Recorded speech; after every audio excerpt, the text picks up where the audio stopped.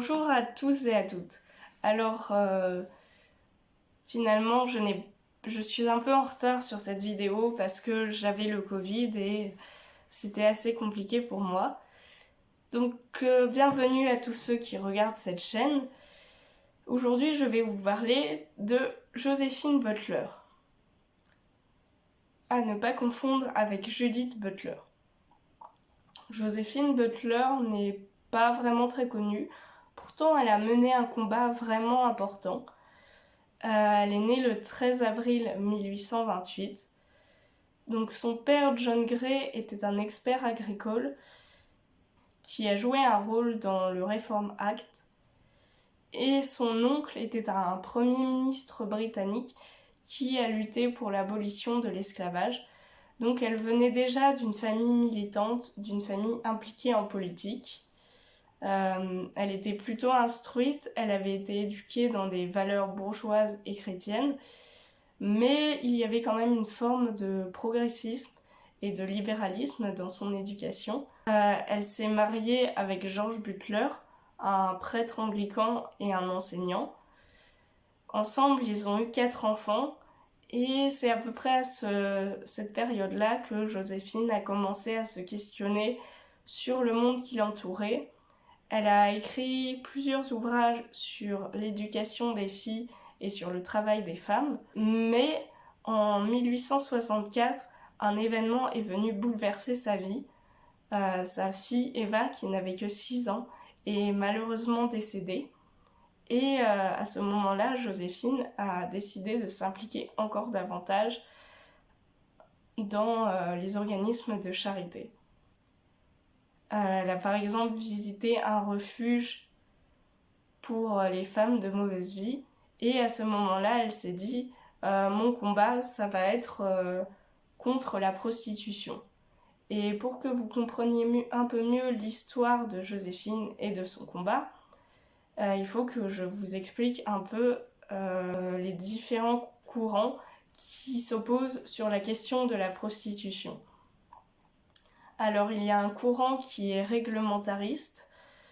Selon ce courant, la prostitution est un mal nécessaire et on ne devrait pas chercher à l'interdire, mais plutôt à la réglementer. Au XIXe siècle, ce courant était représenté par des médecins hygiénistes comme Alexandre Parent du Châtelet, aussi par des écrivains comme Restif de la Bretonne.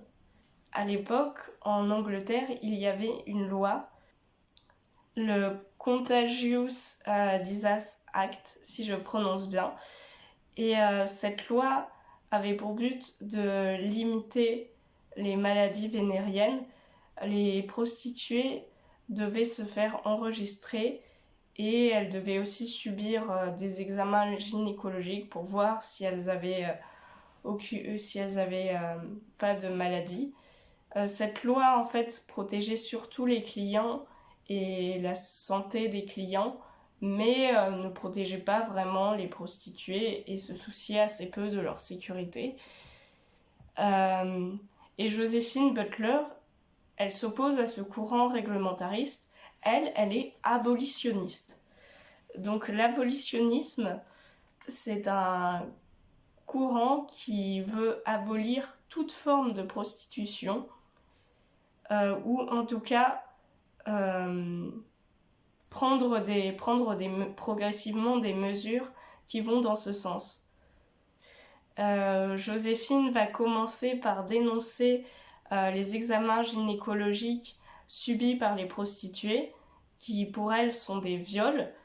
Elle parle d'atteinte à la pudeur, et aujourd'hui on parlerait de viol, voire de violence gynécologique.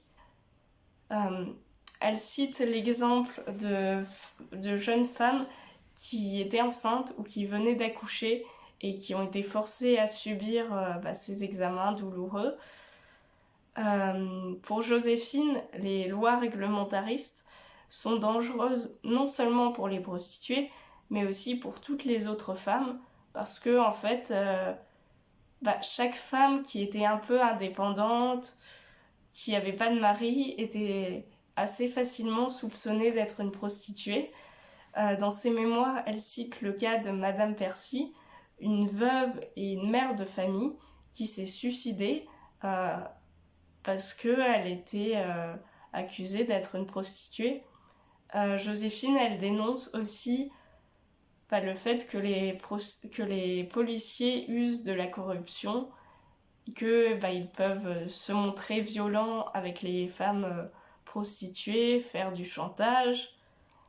Elle dénonce aussi l'absence de droit à l'oubli, le fait que les femmes prostituées, une fois qu'elles se sont prostituées pendant un moment, elles ne peuvent pas exercer une autre activité et se réinsérer dans la société. Elles sont toujours vues comme des prostituées. Elle veut changer le regard sur les prostituées. Elle ne voit plus les prostituées comme des hystériques ou des démoniaques, mais comme des personnes à part entière. Elle met en avant les causes culturelles, sociales, économiques, voire psychologiques de la prostitution. Les différents établissements qu'elle fonde, d'ailleurs, ne sont pas des maisons de correction, mais plutôt des maisons de repos. Et oui, voilà, les prostituées sont surtout vues comme des victimes. Joséphine a d'ailleurs une vive dispute à ce sujet avec Monsieur Lecourt, le chef de la police des mœurs parisiennes. Il blâme les femmes, il dit que si la prostitution augmente, c'est lié à la coquetterie des femmes, et elle l'accuse d'être hypocrite. Elle dit que les clients des prostituées ont aussi une part de responsabilité. Et pour mener ce combat, elle va d'ailleurs parcourir toute l'Europe. En 1875, elle fonde la Fédération britannique continentale et générale pour l'abolition de la prostitution, avec du coup la Grande-Bretagne et 4 autres pays, la Suisse, la France, l'Italie et les États-Unis. Et elle se fait de nombreux contacts un peu partout à travers l'Europe. Par exemple, dans ses mémoires, elle reçoit une lettre de Victor Hugo et elle discute un peu avec tout le monde. Elle accepte aussi des hommes dans son mouvement et d'ailleurs elle écrit que la prostitution est une insulte faite aux hommes et elle en appelle aux hommes de bonne volonté. Elle rencontre des jeunes hommes, des étudiants en médecine, des personnes âgées aussi.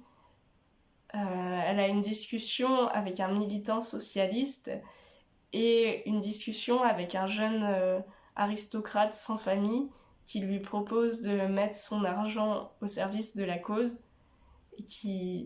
et donc elle transcende un peu les clivages de classe sociale. D'ailleurs, elle parle aussi des femmes colonisées, notamment des femmes indiennes qui sont victimes de la prostitution coloniale. Mais elle a aussi des adversaires. Quand elle arrive à Paris pour un meeting, il y a par exemple des policiers qui l'accusent d'être alcoolique. Il y a aussi des personnes qui s'en prennent à son mari et qui disent que son mari, en gros, ne sait pas tenir sa femme. Alors qu'elle se rend à une conférence, il y a certains de ses amis qui sont aspergés de boue et de farine et il y a des jets de pierre et les fenêtres de la conférence où elle doit avoir lieu sont cassées. Mais elle reste quand même dans son combat. Elle obtient d'ailleurs le passage de la majorité sexuelle au Royaume-Uni de 13 ans à 16 ans.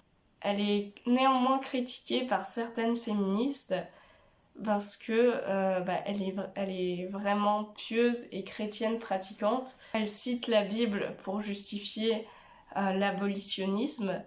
Elle parle de Marie-Madeleine ou de la parabole de la femme adultère.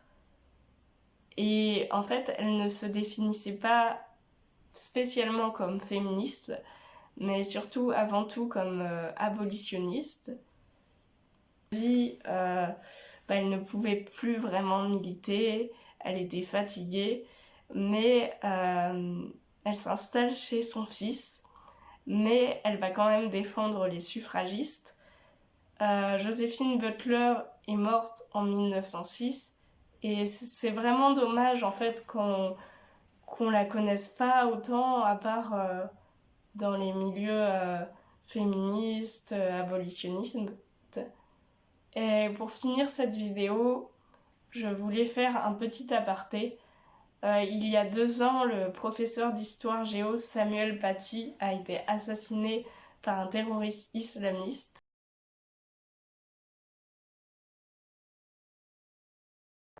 J'aimerais lui rendre hommage, aussi soutenir tous les enseignants qui subissent ce genre de pression au quotidien. Bisous à tous et j'espère que vous avez aimé cette vidéo.